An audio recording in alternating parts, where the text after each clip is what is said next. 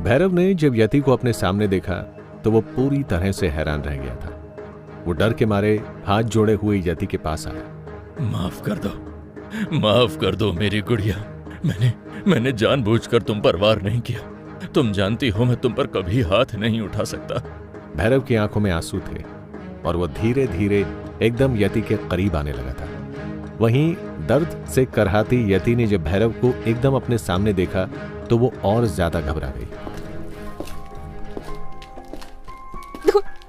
दूर रहो मुझसे, अर्नब बचाओ। इस बीच अर्नब भी यति के पास आ गया था। उसने तुरंत यति को अपने पीछे छिपा लिया। साले राक्षस, दूर रह मेरी यति से। मैं पुलिस को बुला लूंगा। मदद करो, कोई प्लीज पुलिस को बुलाओ, वरना ये राक्षस मुझे और मेरी यति को जान से मार देगा। अर्नब की ऊंची आवाज सुन घर के बाहर मौजूद भीड़ में हलचल तेज हो गई थी। इधर भैरव ने जब यति को अर्नब के पीछे छिपते हुए देखा तो उसकी आंखें हैरत से फैल गईं। उसने देखा कि यति ने एक हाथ अपने सिर से बह रहे खून पर रखा था और दूसरे हाथ से वो अर्नब की कमर को कसकर पकड़े हुए थी।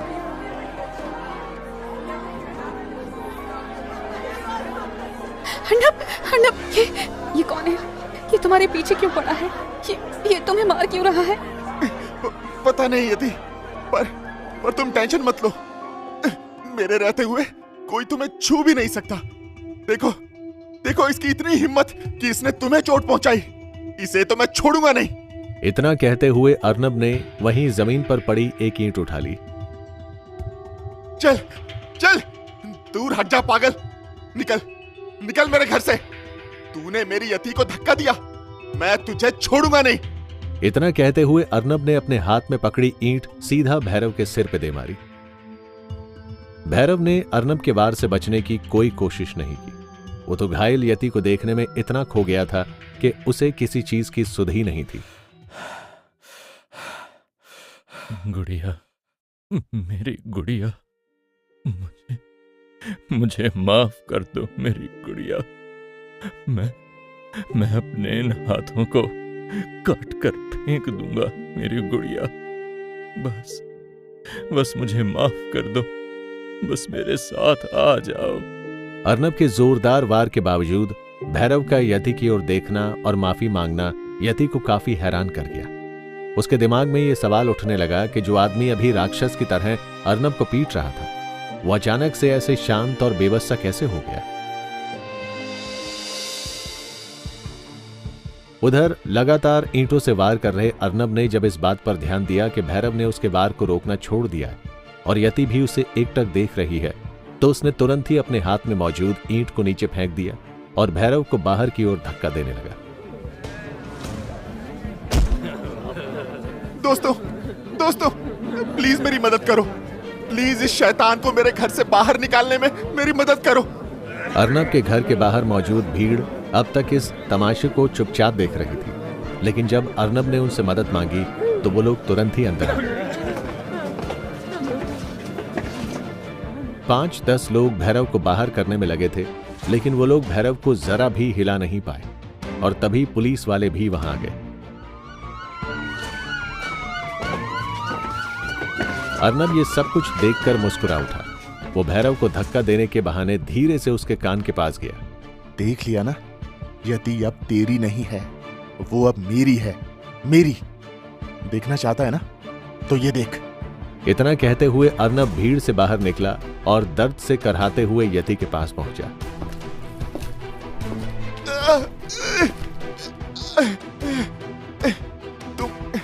तुम ठीक तो हो ना? तुम्हें ज्यादा चोट तो नहीं आई? यति अभी भी अपने सिर से बह रहे खून पर हाथ रखे हुए एकटक भैरव को देख रही थी कि तभी अर्नब चिंता जताते हुए उसके पास आया और उसे अपने गले से लगा लिया। अर्नब ये सब कुछ इतना नेचुरल तरीके से कर रहा था कि यति समझ ही नहीं पाई कि आखिर उसके दिमाग में चल क्या रहा है। उसने यति के सिर के घाव को देखते हुए उसकी देखभाल शुरू की और फ्लो में आकर उसके सिर को चूम भी लिया।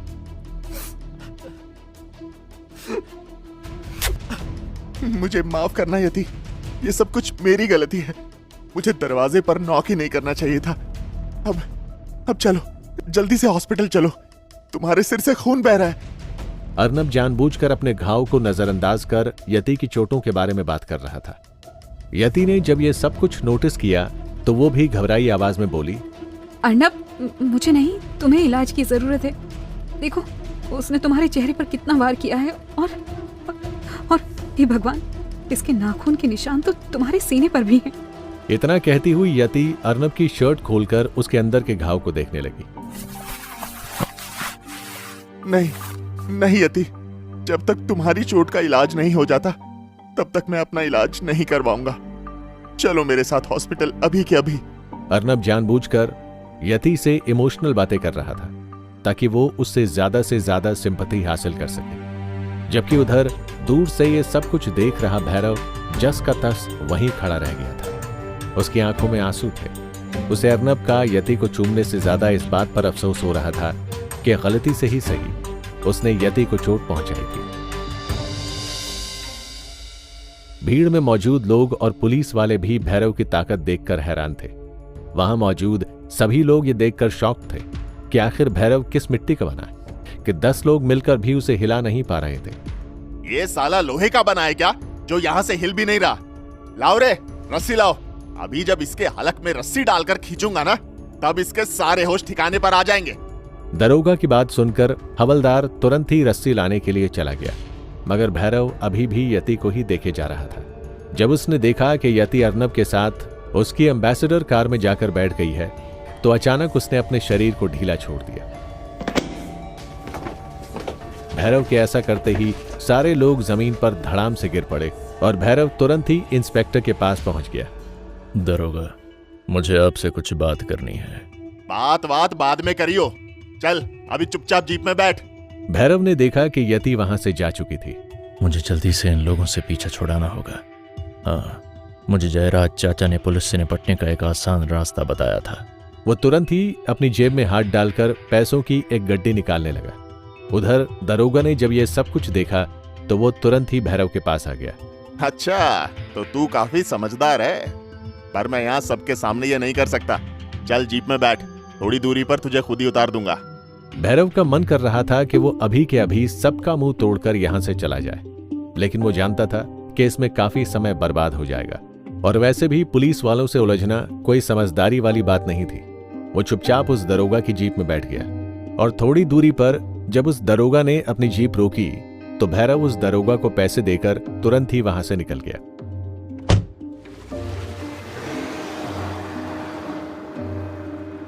जयराज चाचा सही कह रहे थे, शहर में हमारे गांव वाला कानून नहीं चलता। शहर में आने के बाद जो कुछ भी हुआ उसके बाद भैरव इतना तो समझ गया था कि यति को वापस पाना इतना आसान काम नहीं होने वाला था। वो खुद में सोचते हुए एक टेलीफोन बूथ के पास आ गया और अपने महल में कॉल लगाने लगा। उधर बाबा साहेब महल में बैठे हुक्का खींच रहे थे, लेकिन भैरव का कॉल आते ही वो तुरंत फोन के पास आ गए और जब भैरव ने कॉल पर सारी बातें बताई तो उनके चेहरे पर भी परेशानी के भाव आ गए।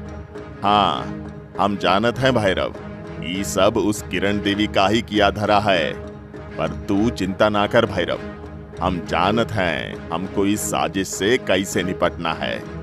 इतना कहते हुए बाबा साहेब भैरव को कॉल पर ही सारी बातें समझाने लगे कि आखिर उसे शहर में क्या क्या करना है। उन्हें पूरा भरोसा था कि उनकी बातों पर चलकर यति को यकीनन वापस लाया जा सकता है, लेकिन वो इस बात से अनजान थे कि उनकी सारी बातें दीवार के पीछे खड़ा एक शख्स चुपचाप सुन रहा था।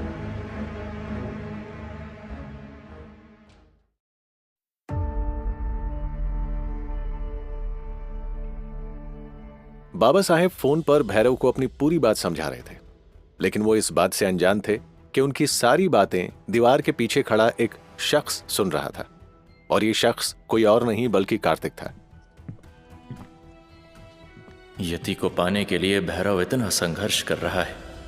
अच्छा है, जिस तरह उसने मुझे मेरी पूजा से दूर किया उसी तरह वो खुद भी यति से दूर है। यही सजा होनी चाहिए थी उसकी। भैरव के साथ शहर में घटी घटनाओं के बारे में सुनकर कार्तिक थोड़ा उदास था और थोड़ा खुश भी। कहीं ना कहीं भैरव का उसे जबरदस्ती महल लाना कार्तिक को बुरा लगा था और शायद इसीलिए बाबा साहेब की सारी बातें सुनने के बाद भी वो बिना एक शब्द कहे महल से बाहर निकल गया।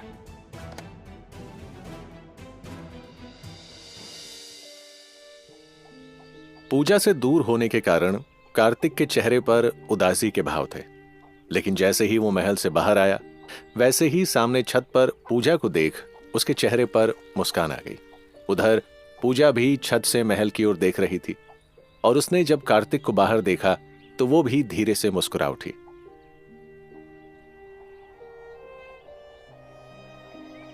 कार्तिक ने दूर से ही इशारे में पूछा, कैसी हो?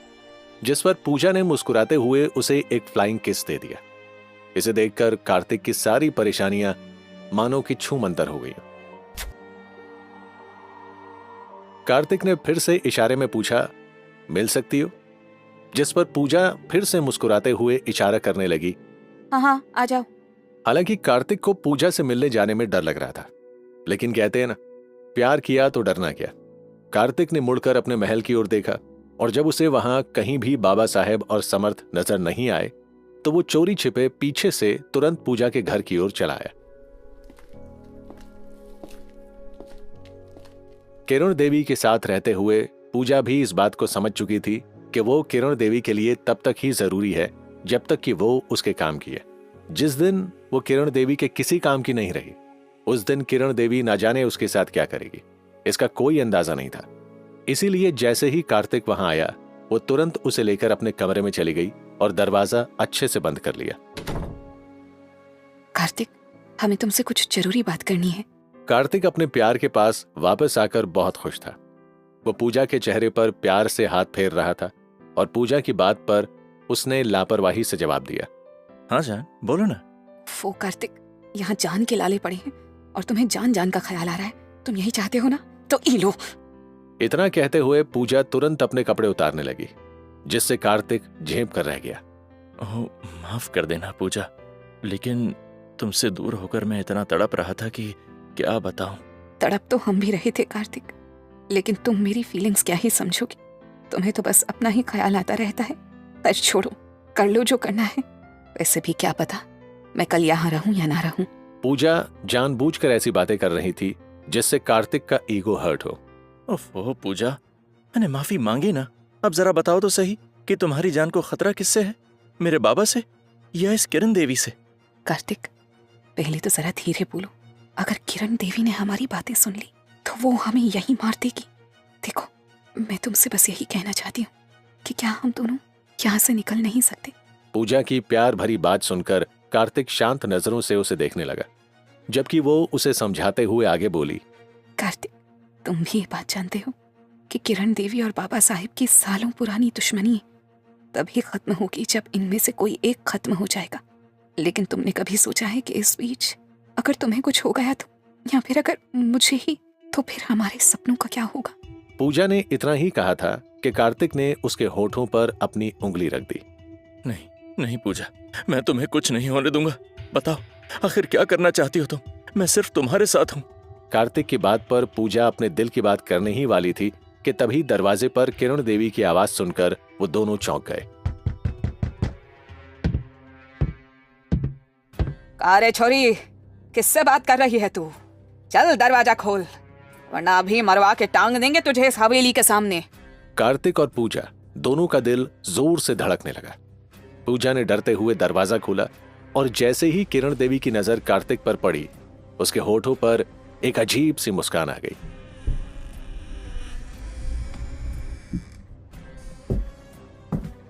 तो जमाई राजा आए हैं। आओ आओ जमाई राजा, बैठो। कार्तिक ये सोचकर ही डर से भर गया कि ना जाने किरण देवी उनके साथ क्या करने वाली है। लेकिन तभी किरण देवी ने कुछ ऐसा कहा जिसे सुनकर कार्तिक के तो मानो होश ही उड़ गए। छोरो छोरियों, हमने तुम दोनों की बातें सुन ली हैं और सच कहूं तो हम तुम्हारी मदद भी करना चाहते हैं। कार्तिक और पूजा दोनों हैरानी से किरण देवी को देखने लगे। अरे ऐसे मत देखो बाबू लोग, हम तुम दोनों को यहाँ की नरक वाली जिंदगी से दूर भिजवा सकते हैं, लेकिन हमारी बस 2 शर्त हैं। पहले कि तुम दोनों वादा करोगे कि तुम लोग ई गांव में दोबारा अपना कदम ना ही रखोगे, और दूसरा कि कार्तिक मुझे वो सारी बातें बता देगा जो बाबा साहेब और भैरव के बीच चल रही हैं। कार्तिक हैरानी से किरण देवी को देखने लगा। हालांकि वो पूजा से प्यार करता था, लेकिन उसके लिए बाबा और भैरव भी जरूरी थे। उसके चेहरे से तो साफ पता चल रहा था कि वो किरण देवी को कुछ नहीं बताने वाला, लेकिन तभी पूजा उसके पास आ गई। कार्तिक, यही सबसे सुनहरा मौका है, हम इसे यूं ही नहीं गंवा सकते। किरण देवी को सब कुछ बता दो और हम हमेशा के लिए इस झंझट से दूर निकल जाते हैं। हम पूरी जिंदगी एक दूसरे के साथ रहेंगे, यति की तरह शहर में रहेंगे हम भी। बोलो कार्तिक, बोलो। नहीं पूजा, मुझे इस किरण देवी को कुछ नहीं बताना। ये जरूर बाबा साहेब और भैरव भैया को जान से मारने की साजिश रच रही है। कार्तिक की बात सुनकर पूजा उसे एक कोने में ले गई। कार्तिक, तुम्हें क्या लगता है कि ये बुढ़िया भैरव के रहते तुम्हारे बाबा साहेब के साथ कुछ कर पाएगी? नहीं, किरण देवी न तो बाबा साहेब का कुछ उखाड़ सकती है और न ही भैरव का। बस मिल गया जवाब। चलो बता दो सब कुछ किरण देवी को और चलो यहाँ से। हम दोनों को अपनी जिंदगी जीनी है। पूजा की बात सुन कार्तिक झिझकते हुए किरण देवी के पास गया और उसे वो सब कुछ बताने लगा जो उसने बाबा साहेब को कॉल पर बात करते हुए सुना था। तो इन बचकानी बातों से बाबा साहेब यति की याददाश्त वापस लाएंगे। अरे ठीक है बाबू लोग, तुम दोनों जाओ, पर याद रखना इस गांव में तुम दोनों दोबारा कभी नजर नहीं आने चाहिए हो। किरण देवी की बात सुन पूजा तुरंत कार्तिक को लेकर वहां से निकल गई। इस बार हम ऐसी जगह जाएंगे जहां वो भैरव भी हमें ढूंढ नहीं पाएगा। कार्तिक ने अपने प्यार को पाने के लिए बाबा साहेब और भैरव के सारे राज किरण देवी को सौंप दिए थे, जबकि दूसरी ओर इन सबसे अनजान भैरव उसी अस्पताल में पहुंच चुका था जहां यति अर्नब के साथ अपने घावों का इलाज कराने आई थी।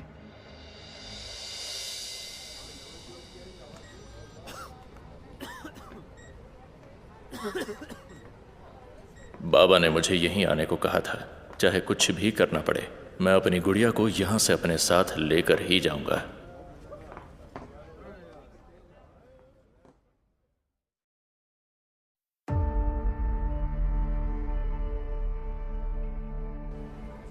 लो अर्नब, करवा ली मैंने मरहम पट्टी। चलो अब तुम भी करवाओ। दरअसल अर्नब यति को इम्प्रेस करने के लिए उसके सामने हद से ज्यादा अच्छा बनने की कोशिश कर रहा था। उसने इशारे से नर्स की तरफ देखा, जिस पर नर्स अर्नब की ओर आगे बढ़ी। हाँ सर, लगता है आप इनसे बहुत प्यार करते हैं, वरना आजकल के जमाने में कहाँ ऐसे लोग मिलते हैं जो अपने इलाज से पहले किसी और का इलाज करवाएं। नहीं सिस्टर, आप जैसा सोच रही हैं वैसा कुछ नहीं है। हम लोग बस दोस्त हैं। अर्नब की बात सुनकर यति ने अपनी नजरें नीची कर ली और तभी उसने अर्नब की खुद से बात करते हुए एक फुसफुसाहट सुनी। काश बाहरी घावों की तरह अंदरूनी घावों का भी इलाज हो पाता। अर्नब जानबूझकर खुद से ऐसी बातें कर रहा था ताकि वो यति को यह महसूस करा सके कि उसने उसका प्यार ठुकराकर बहुत गलत किया। इधर नर्स भी अर्नब की फुसफुसाहट को ध्यान से सुन रही थी और उसने जब देखा कि यति थोड़ी दूर चली गई है तो वो अर्नब के करीब आ गई। बड़ी मालकिन ने कॉल किया था। उन्होंने कहा कि भैरव यहाँ आ रहा है और अपने साथ यति के साथ 2 बार की गई शादी की तस्वीरें ला रहा है। साथ ही वो एक ऐसी रिंग भी ला रहा है जिससे यति को पुरानी सारी बातें याद आ सकती हैं। नर्स की बात सुनकर अर्नब हैरानी से उसकी ओर देखने लगा। वो तो पहले ही इस बात पर शौक था कि आखिर ये नर्स किरण देवी के लिए कैसे काम कर सकती है, और जब उसने भैरव के यहाँ आने की बात सुनी तो अर्नब किरण देवी की सोच और पहुंच देखकर डर से भर गया। डरो मत, बड़ी मालकिन ने इन सब से निपटने का भी रास्ता बताया है। तुम्हें ही भैरव के पास मौजूद उन सारे सबूतों को मिटाना होगा। महल में मौजूद सारे सबूतों को वो खुद ही मिटा देंगी। अर्नब ने घबराहट में थूक निगलते हुए उस नर्स की तरफ देखा। अरे एक बार तो किरण देवी के कहने पर उस भैरव से भिड़ा था तो ये हाल हो गया। दोबारा भिड़ूंगा तो पता नहीं जिंदा रहूंगा या नहीं। जिंदा रहेंगे अर्नब, क्योंकि अगर तुम्हें मारना होता तो मैं उनके हुक्म पर तुम्हें अभी ही मार देती। नर्स की बात सुनकर अर्नब हैरान निगाहों से उसे देखने लगा। उसने देखा कि उस नर्स ने उसकी पेट के पास मेडिकल कैंची सटा रखी थी। तुम्हें तैयार करने के लिए ज्यादा वक्त नहीं है, बोलो तुम ये करोगे या नहीं? अर्नब समझ गया था कि अगर उसने किरण देवी के हुक्म को ना कहा तो उसका मरना तय है। हाँ करूंगा, लेकिन इतनी जल्दी क्या है? जल्दी इसलिए है क्योंकि वो यहाँ आ चुका है। नर्स इतना ही बोल पाई थी कि तभी भैरव दरवाजा खोलते हुए उस मेडिकल वार्ड में आ गया।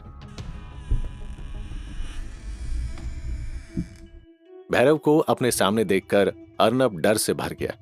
वो तुरंत ही यति के सामने जाकर खड़ा हो गया। साले पागल, तू क्यों पड़ा है मेरी जान के पीछे? भैरव अर्नब के पीछे छिपी यति को प्यार से देख रहा था। मेरे रास्ते से हट जा। तू जानता है मेरा तुझसे कोई लेना देना नहीं। चल हट जा, वरना तुझे जान से मार दूंगा। क्या कहा? मुझे जान से मार देगा? रुक, तुझे अभी बताता हूं। इतना कहते हुए अर्नब ने उस मेडिकल कैंची को अपने हाथों में उठाया और भैरव पर हमला कर दिया। भैरव ने अर्नब के इस वार को बड़े आराम से रोक लिया था, और सिर्फ इतना ही नहीं बल्कि भैरव अर्नब का गला पकड़ते हुए उसे एक तरफ भी करने लगा। ये सब कुछ देखकर यति डर से कांपने लगी। राक्षस, हट जा, दूर हट जा अर्नब से। यति अपने हाथों में एक मेडिकल चाकू लिए भैरव को डराने की कोशिश कर रही थी। उसे बोलता देख भैरव ने अर्नब के गले से अपनी पकड़ ढीली करनी शुरू कर दी। मेरी गुड़िया, तुम बोलती हो तो लो, मैं इसे अभी छोड़ देता हूं। इधर आ जाओ मेरी गुड़िया, देखो मैं तुम्हारे लिए क्या लाया हूं। भैरव अपने हाथ में मौजूद एक फाइल खोलने लगा था। कैबिन में मौजूद अर्नब और वो नर्स दोनों अच्छी तरह जानते थे कि इस फाइल में क्या है। नर्स ने भैरव के शिकंजे में फंसे अर्नब को देखा। बड़ी मालकिन सच कहती थी कि अर्नब किसी काम का नहीं।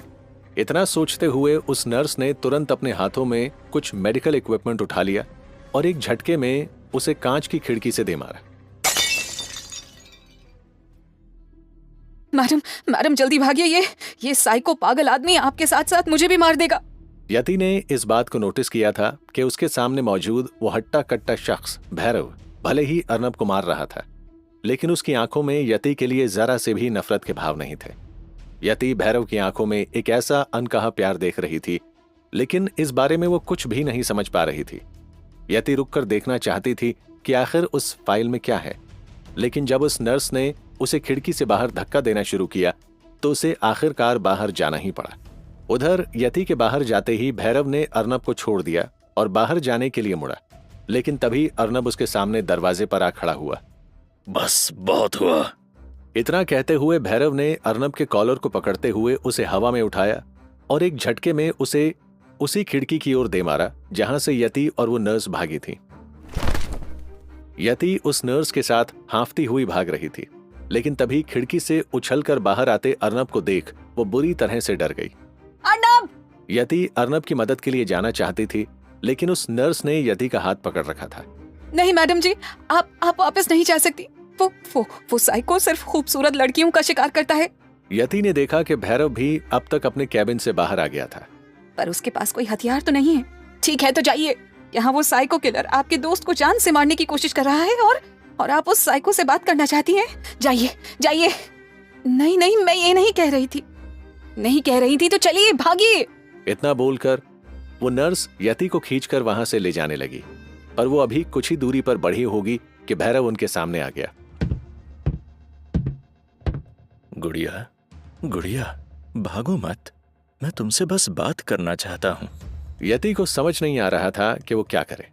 भैरव के इस प्यार भरे बर्ताव को देखकर अचानक से उसके सिर में दर्द सा होने लगा था। रह रहकर उसके दिमाग में अजीब अजीब सी परछाइयां चल रही थी। उसे समझ नहीं आ रहा था कि आखिर ये सब क्या हो रहा है। वो बस किसी छोटी बच्ची की तरह एकटक भैरव को देख रही थी कि तभी अचानक उसके सिर पर रॉड से हमला हुआ और वो धड़ाम से जमीन पर गिर पड़ी।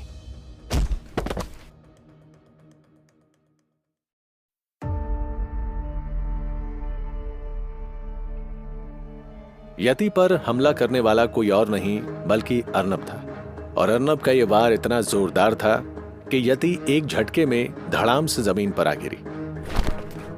मैं तुझे मार नहीं सकता भैरव, लेकिन यति को मुझसे कौन बचाएगा? यति पर हमला होता देख भैरव दौड़ते हुए यति के पास आया। उसने देखा कि यति बेहोश हो चुकी है और उसके सिर से बह रहा खून उसके हाथों में आ रहा है। भैरव गुस्से से लाल आंखों से उस हरामजादे अर्नब को देखने लगा। अर्नब भी समझ चुका था कि उसने जो किया है उसको उसकी भारी कीमत चुकानी पड़ सकती है। वो डर से पीछे हटने लगा। ओह गॉड, पता नहीं अब ये सांड क्या करेगा।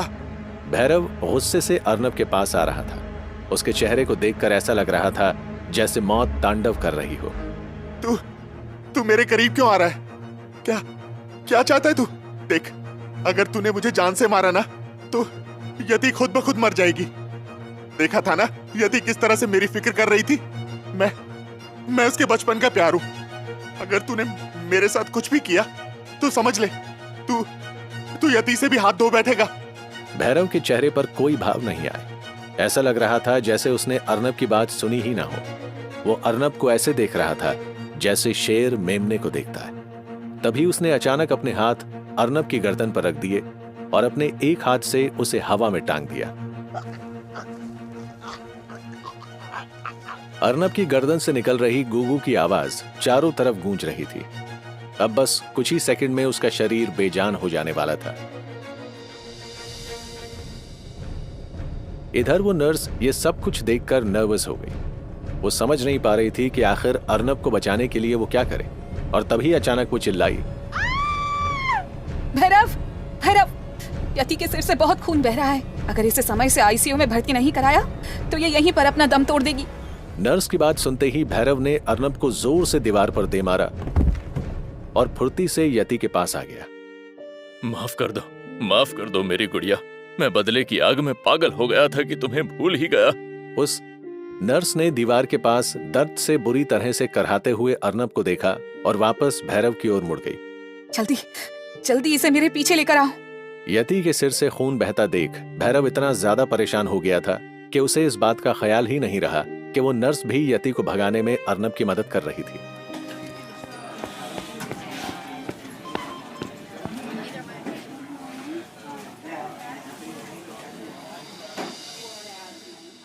इधर अर्नब दर्द से बुरी तरह से कराह रहा था। उसने जब वहां टूटे हुए शीशे में खुद को देखा तो अपनी गर्दन पर उभरे भैरव की 5 उंगलियों के निशान को देखकर वो बुरी तरह से कांप गया। अगर ये नर्स थोड़ी देर और कर देती तो ये पागल मेरी जान ही ले लेता आज। मैं इसको छोड़ूंगा नहीं। अभी पुलिस को कॉल लगाता हूं। इतना कहते हुए अर्नब ने वहीं पड़े फोन से इंस्पेक्टर राजू को कॉल लगाया। ये वही इंस्पेक्टर राजू था जिसने भैरव को अर्नब के घर के बाहर से उठाया था। क्या इंस्पेक्टर साहब, मेरे मरने के बाद ही यहाँ आने का इरादा है क्या? क्या बात कर रहे हैं अर्नब बाबू? देखिए, हम तो अस्पताल पहुंच भी गए। अर्नब को कुछ समझ नहीं आया। तभी उसने जैसे ही सामने से आते हुए इंस्पेक्टर को देखा वैसे ही उसका चेहरा गुस्से से तमतमा गया। सब कुछ हो जाने के बाद एंट्री मारने वाले थे क्या? क्या अर्नब बाबू, जिंदा होकर मरने की बात कर रहे हो? अरे मैं तो बस ट्रैफिक में फंस गया था। अच्छा, ट्रैफिक में फंस गए थे? और उस समय क्या हुआ था जो आपने इसको मेरे घर से उठाने के बाद भी आजाद कर दिया? हुआ कुछ नहीं अर्नब बाबू, बस आपका ये हट्टा कट्टा दुश्मन मेरी जेबें भारी करना जानता है। आप जो भी बोले उससे 10 गुना ज्यादा कीमत दी जाएगी। बस आप इसको अंदर पहुंचाइए। अर्नब की बात सुनकर इंस्पेक्टर तुरंत ही उस ओर जाने लगा जिधर भैरव नर्स के साथ गया था। इधर वो नर्स भैरव के साथ साथ आईसीयू के बाहर आ गई थी और वहां मौजूद डॉक्टरों ने जब यति को इस हाल में देखा तब वो तुरंत ही उसको लेकर अंदर जाने लगे। भैरव यति की इस हालत पर बहुत परेशान और इमोशनल हो गया था। उसने अपने हाथ जोड़ रखे थे। डॉक्टर, आप प्लीज मेरी गुड़िया को बचा लीजिए। आप पैसों की चिंता मत कीजिए। जितना भी खर्च आएगा सब दिया जाएगा। बस मेरी गुड़िया को जल्दी से होश में ला दीजिए। We will try our best, Mr. Sir, you have to do it more than best. I can't take any risk in the name of my wife. Bhairav के मुंह से इंग्लिश सुनकर उस नर्स का तो मुंह खुला का खुला ही रह गया। भैरव जयराज की ट्रेनिंग की वजह से एकदम किसी शहरी लड़के की तरह बात कर रहा था। बड़ी मालकिन ने तो कहा था कि ये 1 नंबर का देहाती है, लेकिन ये तो यहाँ एकदम इंग्लिश झाड़ रहा है। नर्स अजीब नजरों से भैरव को देख रही थी। उसे भैरव की आंखों में न सिर्फ एक अजीब सा खौफ नजर आ रहा था, बल्कि वो भैरव की आंखों में यति के लिए प्यार को भी साफ महसूस कर रही थी। भैरव, तुम चिंता मत करो, यति जल्दी ही ठीक हो जाएगी। नर्स जानबूझकर भैरव से प्यार से बात कर रही थी ताकि भैरव को उस पर शक न हो और इसके साथ ही वो भैरव के अंदर चल रही सारी बातों को जान भी सके। लेकिन वो नर्स इस बात से अनजान थी कि वो जिससे बात कर रही थी उसका नाम भैरव है। भैरव जिसने आज तक किसी से कोई लड़ाई हारी नहीं है। उसके गांव में उसके नाम का एक अलग ही खौफ चलता है। एक मिनट, तुम मेरा नाम कैसे जानती हो? मैंने तो तुम्हें अपना नाम बताया ही नहीं था, और नहीं हम दोनों पहले कभी मिले हैं। भैरव के सवाल को सुनते ही अचानक उस नर्स के पसीने छूटने लगे। उसके चेहरे पर घबराहट के भाव आ गए। वो समझ चुकी थी कि अब शायद भैरव उसे भी नहीं छोड़ेगा। वो कपकपाकर डर से पीछे हटने लगी। भैरव भी उस नर्स को घूरते हुए उसके करीब आने लगा था। अच्छा, तो तू भी उस अर्नब की साथी है। तूने भी मेरी गुड़िया को नुकसान पहुंचाया है। भैरव चेहरे पर गुस्से के भाव लिए उसकी तरफ बढ़ ही रहा था कि तभी अचानक वहां गूंजी पुलिस वालों की कड़क आवाजों को सुनकर वो रुक गया। स्टॉप! रुक जाओ! इंस्पेक्टर को यहां देख भैरव के चेहरे पर थोड़ी हैरानी के भाव आए। इंस्पेक्टर, यहाँ क्या चल रहा है आपको कुछ नहीं पता। मैं यति पर हमला करने नहीं बल्कि उसे वापस ले जाने आया हूँ। वो मेरी धर्मपत्नी है। मैं घर पर भी वही कर रहा था, लेकिन उस अर्नब ने सब कुछ गड़बड़ कर दिया। इंस्पेक्टर गौर से भैरव की आंखों में देख रहा था। उन्होंने ये भी देखा कि आईसीयू के अंदर यति का इलाज चल रहा था। जो भी है थाने में बताना। अब तुम्हें मेरे साथ चलना होगा। जब तक मेरी गुड़िया होश में ना आ जाए और जब तक मैं उसे अपने और उसके रिश्ते के सबूत न दिखा दूं, तब तक मैं यहाँ से नहीं जा सकता। इंस्पेक्टर। भैरव की आवाज में बगावत साफ दिख रही थी। इंस्पेक्टर ने हल्के से अपने आगे पीछे मौजूद सिपाहियों को देखा और इंस्पेक्टर के एकदम करीब पहुंच गया। मैं तुम्हें थाने जाने को नहीं बोल रहा, बस मुझे मेरा प्रसाद दे दो, मैं चला जाऊंगा। नहीं तो फिर मुझे जबरदस्ती तुम्हें थाने ले जाना पड़ेगा। भैरव ने आईसीयू में इलाज करवा रही यति को देखा और इंस्पेक्टर के साथ बाहर की ओर चलने लगा। वो मन ही मन ये सोच रहा था कि इंस्पेक्टर को पैसे देकर वो फिर से इस झंझट से छूट जाएगा, लेकिन भैरव इस बात से अनजान था कि इस बार उस इंस्पेक्टर के मन में भी कुछ चल रहा है। वो इंस्पेक्टर भैरव को ये बोलकर अपनी जीप के अंदर ले आया कि जीप के अंदर उसे पैसे देते हुए कोई नहीं देख सकता। भैरव इंस्पेक्टर से पीछा छुड़वाने के लिए पैसे गिनकर उनके हाथों में रखने ही वाला था। इंस्पेक्टर ने पैसे भी लेने के लिए आगे हाथ बढ़ाया और पैसे लेने के साथ ही उसने बिजली की फुर्ती से भैरव के हाथों में हथकड़ी डाल दी और उसे जीप में लॉक कर दिया। You are under arrest Bhairav.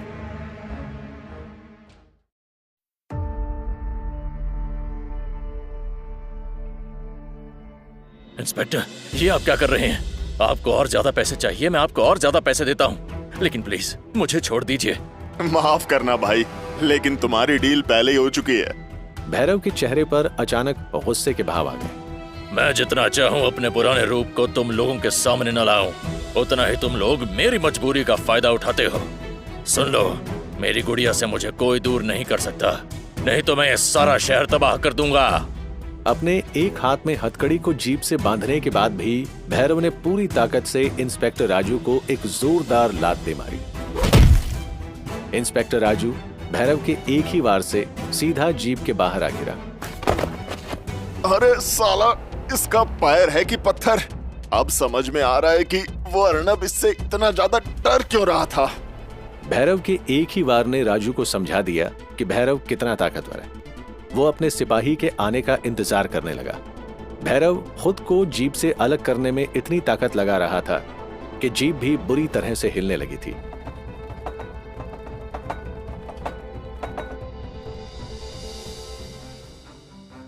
अब तक वहां पर अर्नब और बाकी के सिपाही भी आ गए थे। इंस्पेक्टर साहब, ये जानवर एक नहीं बल्कि 2 हथकड़ियों से कंट्रोल में आएगा। 2 हथकड़ियां डाल रहा हूं अर्नब, लेकिन अपनी उस किरण देवी को बता देना कि इस जानवर के लिए अब 10 नहीं 20 गुना कीमत चाहिए। मिल जाएगी। वैसे भी वो बुढ़िया इसके लिए तुम्हें मुंह मांगी कीमत दे सकती है। इंस्पेक्टर राजू अपने सिपाहियों के साथ किसी तरह आगे बढ़ा। उनमें से किसी की भी हिम्मत नहीं हो रही थी कि कोई आगे जाकर भैरव के हाथ में हथकड़ी डाल सके।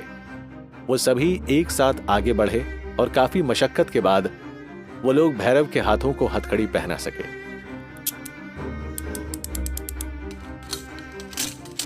भैरव पुलिस वालों की कैद से छूटने की लगातार कोशिश कर रहा था। जो मुझे मेरी गुड़िया से दूर करने में लगा है, मैं उन्हें छोड़ूंगा नहीं।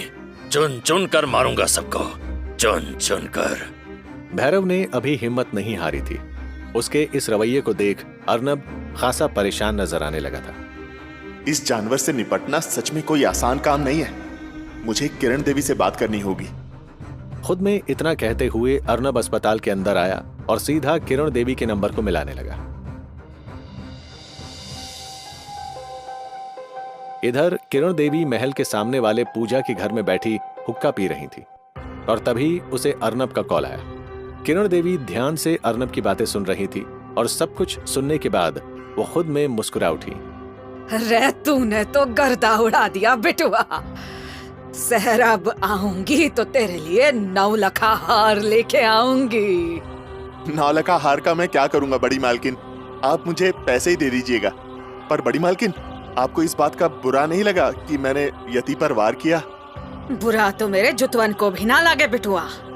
मेरा कुल उस कुलच्छिणी की वजह से तबाह हुआ है, ये कुलच्छिणी की वजह से। ठीक है बड़ी मालकिन, आप बस किसी तरह से उस इंस्पेक्टर के लिए पैसे भिजवा दीजिए और जल्द से जल्द शहर आ जाइए।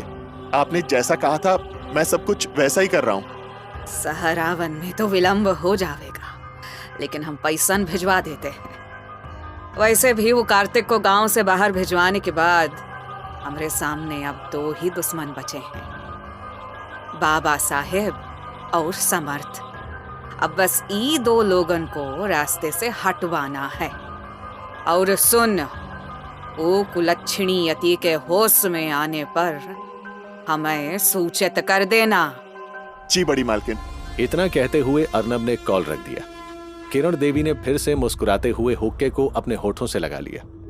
कार्तिक को बाबा साहेब से दूर भेजने की वजह से वो खुश थी, लेकिन अब जब उसने भैरव के जेल जाने की बात सुनी तो वो खुशी से पागल सी हो गई थी। नारायण, तुझसे तो हम एक एक खून का हिसाब लेंगे, एक एक खून का। इतना कहते हुए किरण देवी ने तुरंत ही तालियों से अपने लठैतों को पास बुलाया। सुनो रे, जाओ उस आकू बाकू सिंह को बुलवा भिजवा दो। अब जश्न होने में ज्यादा समय नहीं बचा है। किरण देवी के हुक्म पर वो लठैत सिर झुकाए वहां से चला गया।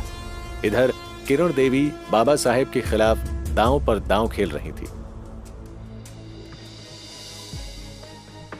वहीं दूसरी तरफ बाबा साहेब आंगन में बैठे अपने सामने रखे अपने पुराने हुक्के को एक टक से देखे जा रहे थे। उनके चेहरे को देख ऐसा लग रहा था कि मानो वो किसी गहरी सोच में डूबे हुए हों। पता नहीं उपायल बुद्धि भैरव बहुरिया को वापस ला पाएगा कि नहीं। हे भोलेनाथ, हमरे भैरव को अकेला नहीं छोड़ना। बाबा साहेब भैरव के जेल जाने की बात से अनजान उसकी कामयाबी की दुआ कर रहे थे कि तभी अचानक उन्होंने समर्थ को भागकर वहां आते हुए देखा। वो हैरानी से समर्थ को देखने लगे। ए समर्थ, क्या हुआ रे? इस तरह भागकर काहे आ रहा है? फिर से कहीं कुछ गड़बड़ हो गई का? बाबा साहेब कुर्सी से उठकर खड़े हुए वो हैरानी से समर्थ को देखे जा रहे थे। समर्थ बाबा साहेब के पास आते ही जोर जोर से हांफने लगा। बाबा, वो कार्तिक, क्या हुआ?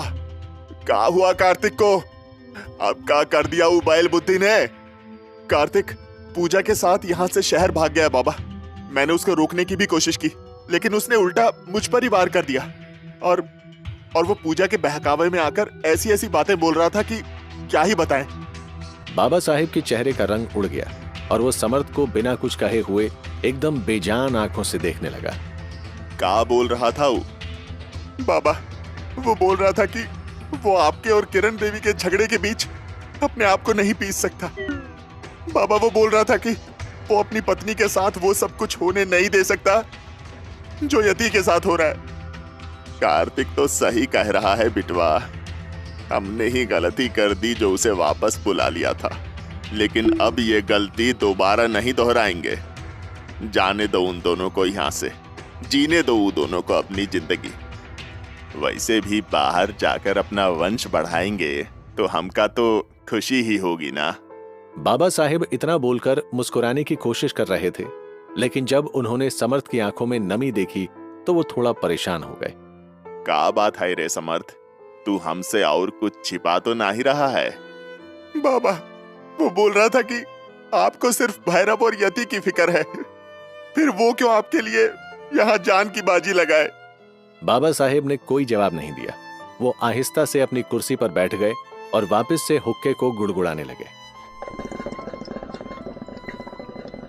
कहते हैं जुबान का दिया हुआ जख्म हथियार के दिए हुए वार से ज्यादा घाव करता है।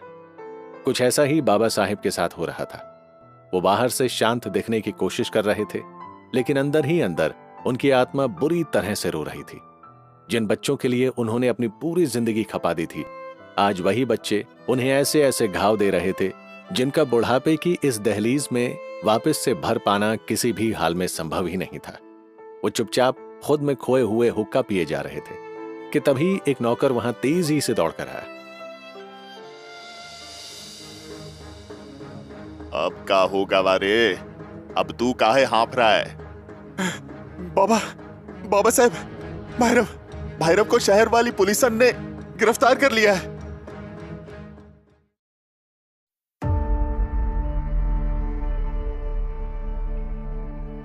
भैरव के गिरफ्तार होने की बात सुन बाबा साहेब हड़बड़ाते हुए अपनी कुर्सी से उठे। का बोला तूने? भैरव को पुलिसन ने गिरफ्तार कर लिया? हाँ माई बाप, भैरव दादा को अस्पताल के सामने से पुलिसन उठाकर ले गई। बाबा साहेब कार्तिक के जाने की वजह से पहले ही सदमे में थे और अब अचानक से भैरव के जेल में जाने की बात सुन वो तो मानो पागल से ही हो गए। उन्हें अपने नौकर की इस बात पर यकीन ही नहीं आ रहा था। ना, हमरा भैरव किसी से हार ना सकत है, समझा ना? पुलिसन से भी नहीं। कौनो पुलिस में इतनी ताकत नहीं है कि ऊ हमरे भैरव को गिरफ्तार कर ले। समर्थ बिटवा, लाओ गाड़ी बाहर निकालो, हम सब लोगन अभी शहर निकलेंगे। समर्थ को भी कुछ समझ नहीं आ रहा था। बाबा साहेब की तरह उसे भी भैरव की गिरफ्तारी का यकीन नहीं हो रहा था। उसने नौकर को इशारे में पूछा और जब उस नौकर ने इशारे में ही हां में सिर हिलाया तब उसके चेहरे पर परेशानी के भाव आ गए। वो आगे बढ़कर बाबा साहेब को कुर्सी पर बैठाने की कोशिश करने लगा। बाबा, आप पहले बैठिए, मैं आपके लिए पानी लाता हूं। अरे हम बैठकर और पानी पीकर क्या करें बिटवा? यहाँ ये नालायक हमसे इतना बड़ा मजाक कर रहा है और हम पानी पिए? नहीं, चलो पहले गाड़ी निकालो बिटवा, हम पहले भैरव का हाल जानकर आएंगे। समर्थ समझ नहीं पा रहा था कि आखिर वो बाबा साहेब को कैसे समझाए। और तभी अचानक बाहर से किरण देवी की आवाज को सुन वो तीनों बुरी तरह से चौंक गए। क्या होगा वह नारायण सिंह? गले से पानी भी ना उतर रहा है का? किरण देवी को देख बाबा साहेब और समर्थ दोनों का चेहरा गुस्से से लाल हो गया। किरण देवी अपनी आंखों के काजल को अपने चेहरे पर फैलाती हुई महल के अंदर आ गई। किरण देवी के पैरों में पड़ी पायल की आवाज पूरे महल में बड़े अपशगुन का संकेत दे रही थी। अरे ऐसे मत देख नारायण सिंह, हम जानत हैं कि तू हमका डायन कहता है, लेकिन अगर सच में हम डायन होते ना तो कब का तोहरा कलेजा चीर कर खा जाते। किरण देवी बाबा साहेब को कोसती हुई न जाने क्या क्या और बोलने वाली थी, पर तभी बाबा साहेब ने गुस्से से कहा, हमरे सब्र का इम्तिहान नाले बुढ़िया, सीधा बोल, तू यहाँ काहे आया है?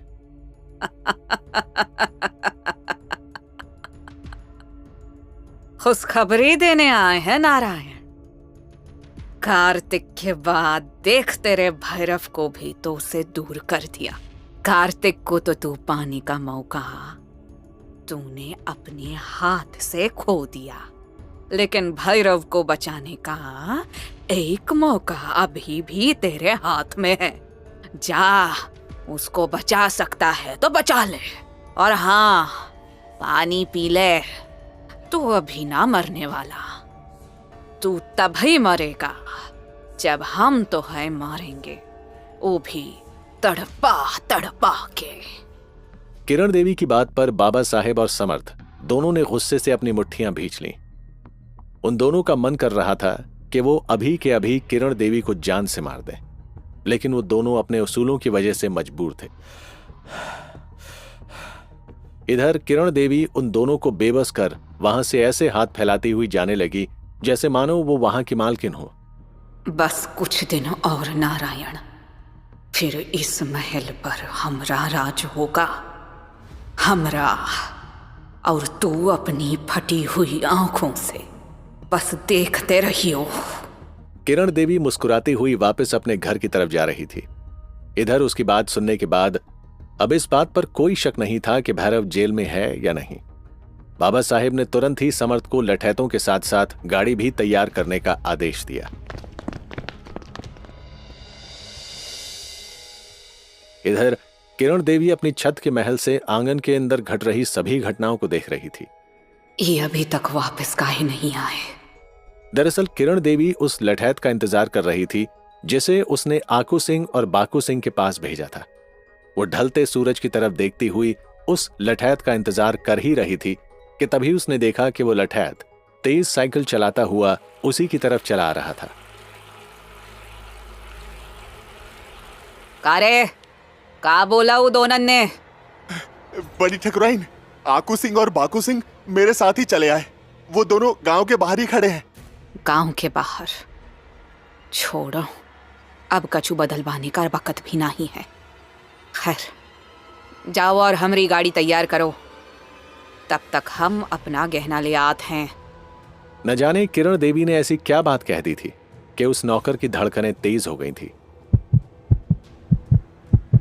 उसके चेहरे पर पसीने की बूंदें भी आने लगी थी और वो बुरी तरह से घबराया हुआ नजर आ रहा था।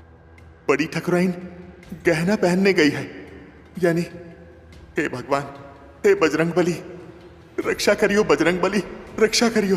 किरण देवी कुछ तो भयानक करने वाली थी, वरना खुद उसके ही वफादार नौकर उससे डर जाए, ये कोई सामान्य बात नहीं थी। गांव में कुछ तो ऐसा होने वाला था जो हर किसी की जिंदगी बदल कर रख देने वाला था।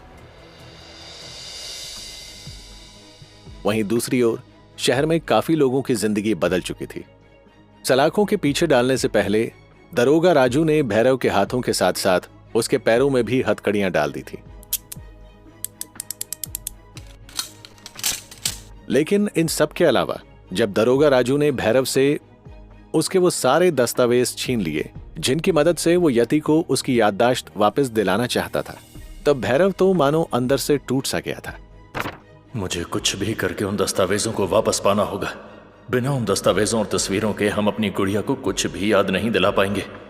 भैरव खुद में ही सोच रहा था कि आखिर वो कैसे दरोगा राजू से वो दस्तावेज मांगे, पर तभी उसने जैसे ही वहां आए अर्नब को देखा वैसे ही वो चौंक गया। भैरव ने देखा अर्नब सीधा दरोगा राजू के दफ्तर में गया था। इधर राजू भी अर्नब के इंतजार में था। और अर्नब बाबू, आ गया हमारा प्रसाद। हाँ, आ गया, और जितना मैंने कहा था उससे ज्यादा ही आया है। राजू सवालिया निगाहों से अर्नब को देखने लगा, जबकि तभी अर्नब ने जैसे ही उस बैग को खोला वैसे ही दरोगा राजू पैसे से पूरी तरह से भरे बैग को देखकर बुरी तरह से भौंचक्का रह गया। बड़ी मालकिन ने 20 की जगह 40 गुना ज्यादा पैसे भिजवाए हैं। अभी बड़ी मालकिन के लिए और भी बड़े बड़े काम करने हैं। अब कौन से काम बाकी हैं ये तो बड़ी मालकिन खुद ही बताएंगी, पर फिलहाल वो सब छोड़ो और मुझे वो दस्तावेज और तस्वीर दो। राजू ने तुरंत ही पैसों से भरा बैग अपनी टेबल के नीचे रख लिया और अर्नब के हाथ में वो कागजात सौंप दिए। इधर सलाखों के पास ही खड़े भैरव ने जब अर्नब को उन दस्तावेजों के साथ वहां से जाते हुए देखा तो उसे सारा माजरा समझते देर न लगी। रुक जाओ अर्नब। अर्नब मुस्कुराते हुए भैरव के पास आया और सलाखों से एक खास दूरी बनाकर खड़ा हो गया। बोलो। अर्नब को उम्मीद थी कि भैरव उसको धमकाते हुए कुछ बोलने वाला है, लेकिन तभी भैरव ने कुछ ऐसा कहा जिसे सुन अर्नब के चेहरे पर हैरानी के भाव आ गए। अर्नब, मेरी गुड़िया कैसी है? अर्नब आश्चर्य से भैरव को देखने लगा। वो समझ नहीं पा रहा था कि वो यहां भैरव की जिंदगी की सबसे बेशकीमती कागजात को जबरदस्ती ले रहा है और भैरव उससे गुस्से में पेश आने की बजाय प्यार से पेश आ रहा था। अर्नब ने बस एकटक भैरव की आंखों में देखा और धीरे से जवाब दिया। यति के बारे में सोचना छोड़ दो भैरव। अब तुम अपने और बाबा साहब के बारे में सोचो। अर्नब ने जिस तरह से बाबा साहेब का नाम लिया उसे सुन भैरव बुरी तरह से डर गया। बाबा, बाबा, तुम लोग क्या करने वाले हो बाबा के साथ? अर्नब ने बस शांत नजरों से भैरव को देखा और बिना कोई जवाब दिए वहां से चला गया। भैरव गुस्से से दीवार पर हाथ मारकर रह गया। हे भगवान, क्या चाहता है तू? आखिर क्या चाहता है तू मुझसे? क्यों मुझे मेरी गुड़िया और मेरे बाबा से दूर कर रहा है? भैरव बाबा साहेब को लेकर बुरी तरह से परेशान था, जबकि वहीं दूसरी ओर बाबा साहेब भैरव को जेल से बाहर लाने के लिए अपने महल से निकल चुके थे। लेकिन वो अभी गांव पार करके थोड़ी ही दूर बढ़े थे कि तभी अचानक उनकी गाड़ी के नीचे एक तेज धमाका हुआ।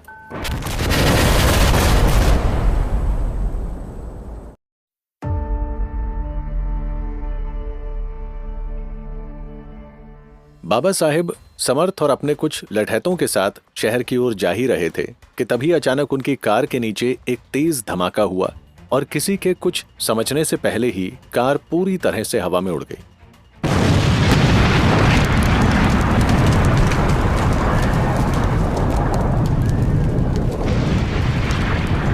दरअसल ये धमाका किसी और ने नहीं बल्कि किरण देवी के बुलाए आकू सिंह और बाकू सिंह ने किया था। का हो मर्दे, का लगत है? मारे गए सारे। लग तो ऐसा ही रहा है भैया, लेकिन फिर भी हम लोगों को सावधान रहना होगा। सावधान तो रहे के पड़ी, आखिरकार ठाकुर नारायण सिंह का काफिला है। चलो बे मर्दन, सब निकाल लो अपनी बंदूकन। दरअसल आकू सिंह और बाकू सिंह इस इलाके के सबसे नामी गिरामी नक्सलियों में से एक थे और उन्होंने किरण देवी के कहने पर ही बाबा साहेब की गाड़ी को उड़ाने का काम किया था। आकू सावधानी से हाथ में बंदूक लिए हुए आगे बढ़ रहा था। हम जानते हैं मैं वो जानवर भैरव नहीं, लेकिन फिर भी मर्दान लोग सबके सावधान रहे के तो पड़ी। भैरव का यहां न होने की वजह से ही इन नक्सलियों में इतना साहस आ गया था कि लोग बेखौफ होकर बाबा साहेब के काफिले पर हमला कर पाए थे, वरना भैरव के यहां रहते इनकी हिम्मत भी नहीं हो पाती थी कि लोग बाबा साहेब के गांव में पैर भी रख सकें। आकू सिंह का पूरा काफिला अब सावधानी से आगे बढ़ रहा था कि तभी अचानक उन्होंने जब कार के परखच्चों के बीच किसी को हिलते डुलते देखा तब उनकी भौहें तन गईं। ठहर जाओ मर्दन लोगन, लागत है कोई किस्मत वाला अभी भी जिंदा है। आकू के आदेश पर उसके सारे साथी तुरंत ही पत्थरों के पीछे छिप गए, जबकि इधर कार के परखच्चों के बीच खड़ा होने वाला शख्स कोई और नहीं बल्कि समर्थ था। ये क्या हो गया? बाबा, बाबा, आप कहाँ हैं बाबा? समर्थ बेचैनी से अपने चारों ओर फैले लठैतों की लाशों को देख रहा था, लेकिन उसे कहीं भी बाबा साहेब नजर नहीं आ रहे थे। मेरे महादेव, ये क्या हो गया? समर्थ को समझ ही नहीं आ रहा था कि आखिर कुछ ही पलों के दरमियां यहां आखिर ये सब कैसे और क्या हो गया था। उसके कानों में अभी भी बम के धमाके की आवाज गूंज रही थी और तभी उसने जैसे ही बाबा साहब को कराहते हुए सुना वैसे ही उसकी धड़कनें तेज हो गईं। उसने देखा कि बाबा साहेब लठैतों की लाशों के बीच दबे हुए थे। उनका चेहरा बुरी तरह से झुलस चुका था और वो हांफते हुए बस तेज सांस ले रहे थे। बिटवा, बिटवा, जल्दी यहाँ से निकलो बिटवा, वो लोग यहाँ आ रहे हैं। समर्थ ने भी देखा कि सच में चट्टानों के बीच में से कुछ साए इधर ही आ रहे थे। नहीं, नहीं बाबा, हम आपको छोड़कर नहीं जा सकते। समर्थ ने इतना कहा ही था कि तभी अचानक दूर से एक गोली चलने की आवाज आई और गोली एकदम समर्थ के कान के पास से गुजरी। समर्थ डर से कांप गया, लेकिन उसने अभी भी बाबा साहेब के घायल हाथ को अपने हाथों में थामे रखा था। जिद मत कर बिटवा, हमरे साथ साथ तू भी। नहीं, नहीं बाबा, आपको कुछ नहीं होगा।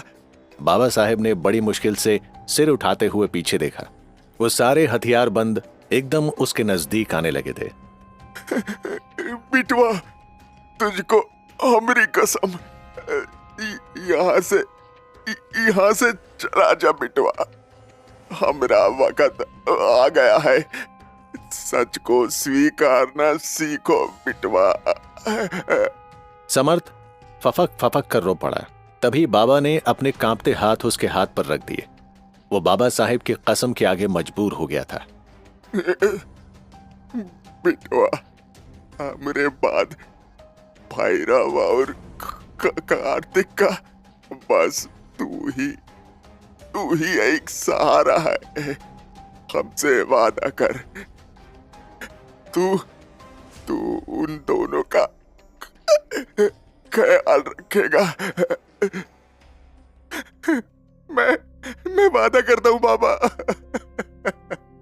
समर्थ ने इतना कहा ही था कि तभी फिर से गोलियां चलने की आवाज आने लगी, और इस बार सिर्फ एक नहीं बल्कि कई सारी गोलियां एक साथ चल रही थी।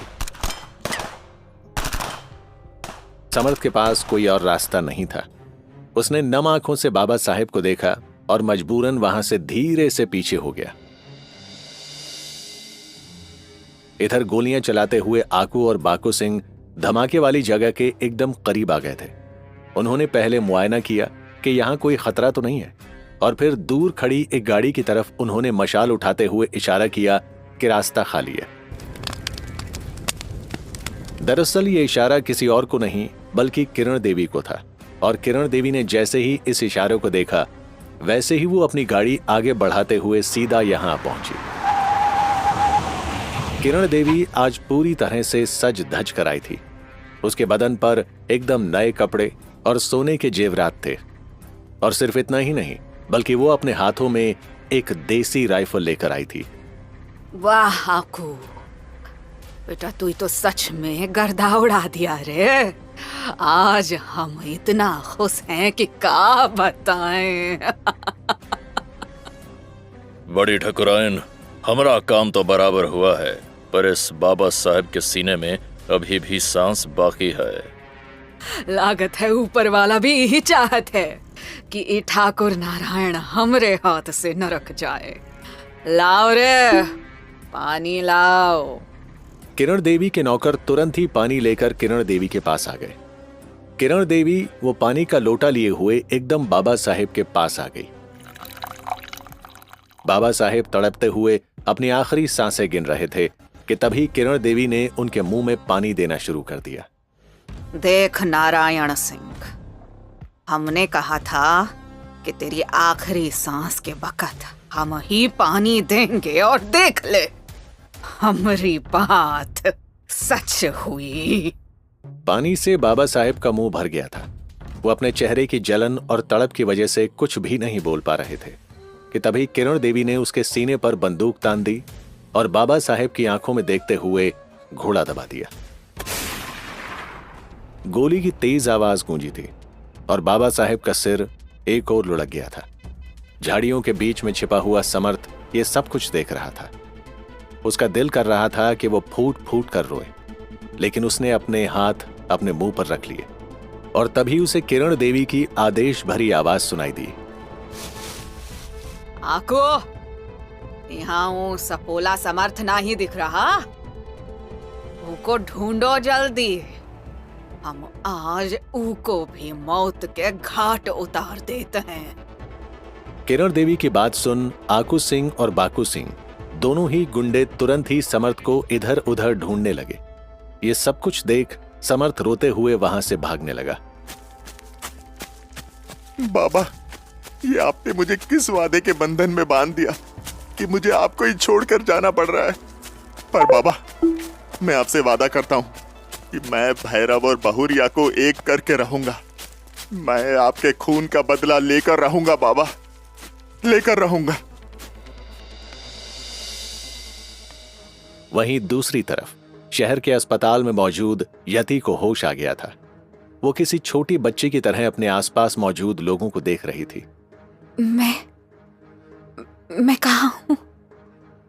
मुझे क्या हुआ?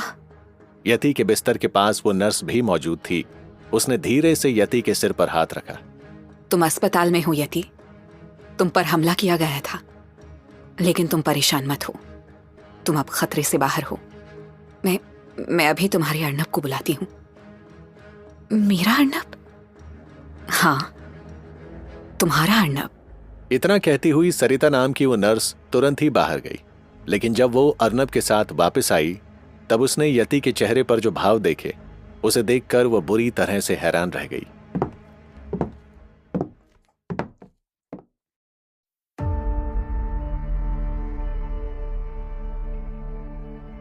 हॉस्पिटल में यति को होश आ गया था। सरिता नाम की वो नर्स तुरंत ही बाहर गई, लेकिन जब वो अर्नब के साथ वापस आई तब उसने यति के चेहरे पर जो भाव देखे, उसे देखकर वो बुरी तरह से हैरान रह गई। दोनों को समझ ही नहीं आ रहा था कि आखिर यति उन्हें घूर घूर कर क्यों देख रही है। यति, तुम ठीक हो? हाँ, मैं ठीक हूँ। पर वो कहाँ गया? तुम डरो मत यति, वो हमलावर जेल में है। पर वो जेल में क्यों है?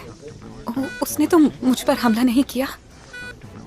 अर्नब सवालिया निगाहों से सरिता को देखने लगा, जिस पर सरिता आगे आकर यति के हाथों को अपने हाथों में रखकर उसे समझाते हुए धीरे से कहने लगी, यति, वो मेंटल आदमी अकेला नहीं था, उसके साथ उसका एक साथी भी था, और उसी के साथी ने तुम पर हमला किया था। यति, पता नहीं क्यों, लेकिन यति को नर्स सरिता की बातों का यकीन नहीं आ रहा था। उसने किसी बच्चे की तरह दोबारा सवाल किया, पर वो ऐसा बीमार तो नहीं लग रहा था, और वो मुझे बार बार गुड़िया क्यों बोल रहा था? सरिता और अर्नब दोनों इस बात को समझ चुके थे कि भैरव के यहाँ आने से यति पर कुछ तो असर पड़ा है। हाँ, तुम पर भले ही उसने कोई हमला नहीं किया, लेकिन अगर वो मेरी जान ले लेता तब भी तुम उसके बारे में यही सवाल करती। पता नहीं आजकल की लड़कियों को क्या हो गया है, हमेशा बुरे लड़कों को ही क्यों पसंद करती हैं। भले ही मैं यति को बचाते हुए अपनी जान खो देता, लेकिन यति को मेरे बारे में कोई फिक्र नहीं रहती। इसे तो बस ये जानना है कि आखिर वो आदमी था कौन। नहीं अर्नब, तुम गलत समझ रहे हो, ऐसा नहीं है। तो फिर क्यों चाहती हो तुम उस आदमी से मिलना? सरिता के इस बेबाक सवाल ने यति को बेजवाब कर दिया। वो नजरें चुराने लगी। क्या हुआ यति, तुम कुछ बोलती क्यों नहीं?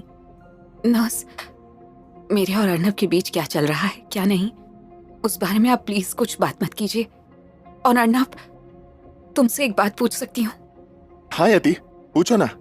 क्या तुम उस आदमी को जानते हो जिसने मुझ पर हमला किया? मैं समझ नहीं पा रही कि आखिर वो आदमी मुझे गुड़िया क्यों बोल रहा था। अर्नब समझ चुका था कि यति अपने सवालों का जवाब पाए बिना शांत नहीं होने वाली है। वो अपने मन में उसे एक झूठी कहानी सुनाने के बारे में सोच रहा था, एक ऐसी कहानी जिससे यति को सच में भैरव से नफरत हो जाए। यति, वो पागल इंसान एक बलात्कारी है, उस पर कई सारे बलात्कार के मुकदमे चल रहे हैं। यति, अब क्या ही बताऊं तुम्हें। अर्नब ने अभी भैरव के बारे में उल्टी सीधी बातें करना शुरू ही किया था कि तभी अचानक यति अपना सिर पकड़कर जोर से चिल्ला उठी। मेरे सिर में दर्द हो रहा है। गुड़िया, गुड़िया।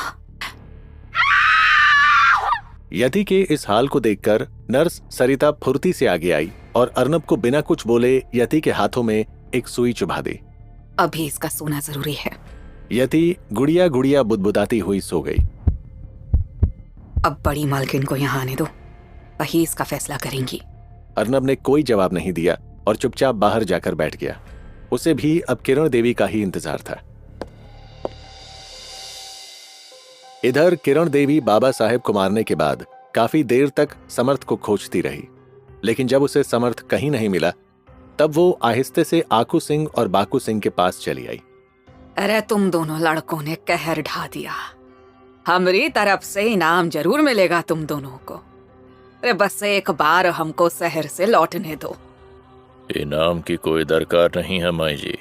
अंकुश हमारा भी दोस्त था, और जो दोस्त का बदला न ले वो दोस्त कैसा। और कोई काम हो तो हमें याद जरूर करना माई जी, हम लोग आपकी मदद को जरूर आएंगे। हाँ बेटा, जरूर याद करूंगी। इतना कहती हुई किरण देवी ने झुककर बाबा साहेब की उंगली से एक अंगूठी निकाल ली और उसे अपने हाथ में रखकर शहर की ओर निकल गई।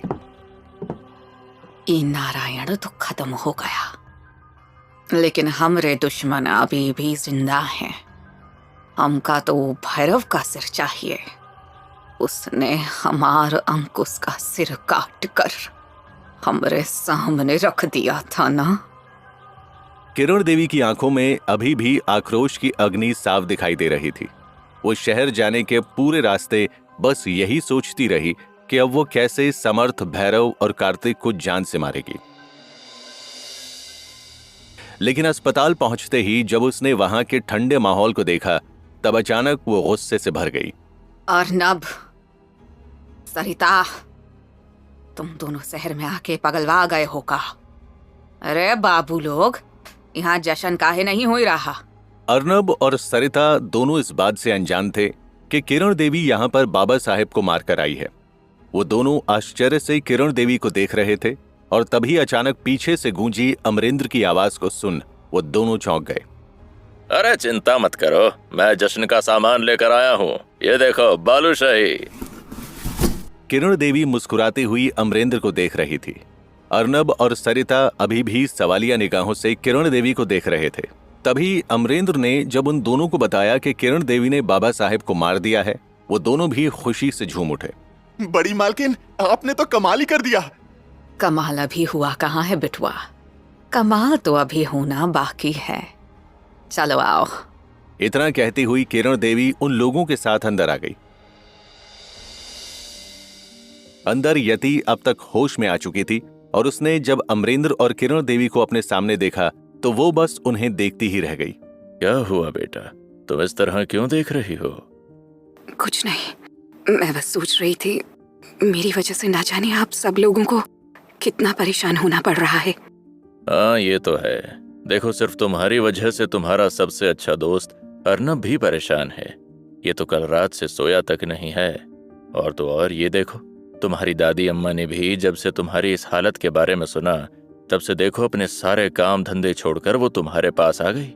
यति जब से भैरव और ठाकुर खानदान के बारे में सब कुछ भूल चुकी थी, तब से वो किरण देवी के उन बुरे कर्मों को भी भूल चुकी थी जिसकी वजह से उसने ना जाने अपनी जिंदगी में कितने गम देखे थे।